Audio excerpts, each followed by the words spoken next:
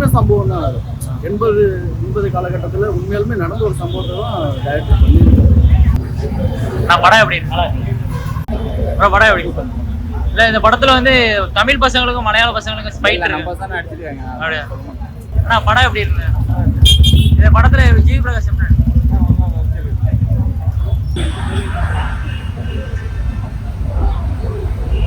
படம் எப்படி இருக்கு? ஆனா படம் எப்படி ரொம்ப நல்லா இருக்கு. படம் இது ஹீரோயின் எப்படி நடிச்சிருக்காங்க? நல்லா பண்ணியிருக்காங்க. பாட்டுலாம் நல்லா இருக்கு. பாட்டுலாம் சூப்பராக இருக்கு. இந்த படத்துல வந்து தமிழ் பசங்களுக்கு மலையாள பசங்களுக்கு ஃபைட்டு அந்த மாதிரி நல்லா இருக்கு. படம் நல்லா இருக்கு. டைரக்டர் சூப்பராக பண்ணியிருக்காரு. எல்லாருமே நல்லா பண்ணியிருக்காங்க. Thank you bro. படம் எப்படி இருக்கு? நல்லா இருக்கு. நல்லா இருக்கு. ஆனால் இப்போ கொஞ்சம் மாறிட்டு வருது. இருந்தாலுமே அவங்க உள்ளுக்குள்ள தமிழ்நாட்டுக்கே ஒரு பார்வை ஒன்று இருக்கும்ல, அது வேணாம் எல்லாமே சமம் தான் அப்படின்றது தான் சொன்னாங்க.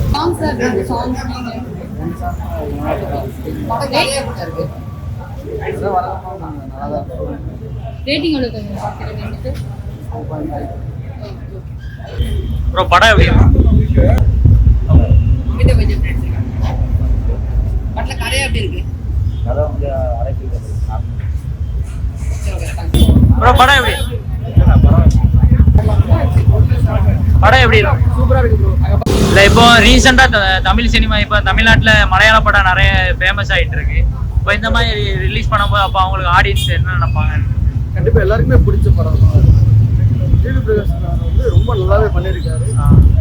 அவர் இது வரைக்கும் ஒரு சாமிங்கா பார்த்த இடத்துல இப்போ ஒரு ஆக்ஷன் ஹீரோவா பார்க்கலாம். உண்மையிலே நல்லா பண்ணியிருக்காங்க. நீங்க பார்த்து சொல்லுங்க. இந்த படத்துல ஒர்க் பண்ணியிருக்கேன். நீங்க சொல்லுங்க.